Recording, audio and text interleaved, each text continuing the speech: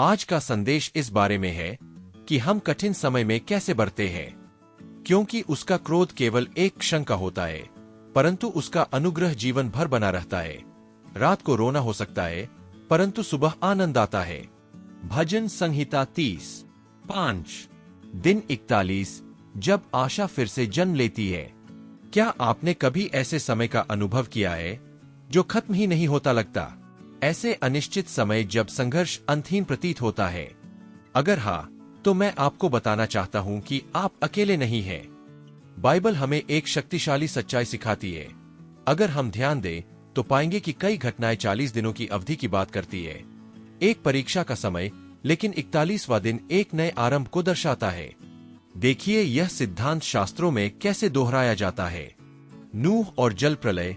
40 दिनों तक वर्षा होती रही और सारी पृथ्वी जलमग्न हो गई। कल्पना कीजिए उस तनावपूर्ण प्रतीक्षा की, जब वे नाव में बैठे थे, यह नहीं जानकर कि तूफान कब रुकेगा। लेकिन 41वें दिन कुछ बदला, जल कम होने लगा। उत्पत्ति 7:12। यीशु और जंगल। यीशु ने 40 दिनों तक उपवास किया, भूख, प्यास और प्रलोभनों का सामना किया। यह समय तैयारी और सहन शक्ति का था। और फिर 41वें दिन उन्होंने अपने सेवकाई की शुरुआत की और परमेश्वर के राज्य की घोषणा की। मत्ती 4:2। मूसा और आज्ञाएं। मूसा 40 दिनों तक सीनै पर्वत पर परमेश्वर की उपस्थिति में रहे। 41वें दिन वे नीचे आए और वे पत्थर की पट्टियां लाए जिन पर नियम लिखे थे, जो सदैव के लिए लोगों का मार्गदर्शन करेंगे। निर्गमन 24:18। निनेवे और पश्चाताप। निनेवे नगर को चेतावनी दी गई थी, उनके पास विनाश से पहले 40 दिन थे। लेकिन 41वें दिन, क्योंकि उन्होंने पश्चाताप किया, परमेश्वर ने उन्हें क्षमा कर दिया।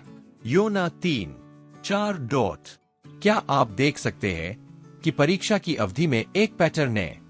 यह अंत नहीं होती, बल्कि किसी बड़ी बात की तैयारी होती है। शायद आप अपने 40 दिनों के दौर में हैं। प्रतीक्षा, संघर्ष या मौन का समय।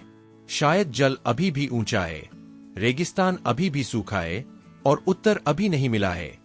लेकिन सुनिए, 41वां दिन आ रहा है।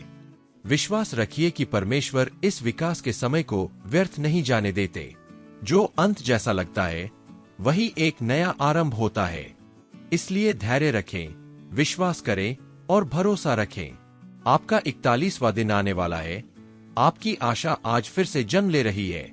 और हाँ, इस संदेश को अपने दोस्तों और परिवार के साथ साझा करना न भूलें। परमेश्वर आपका दिन शुभ बनाए। बहुत धन्यवाद और कल फिर मिलेंगे।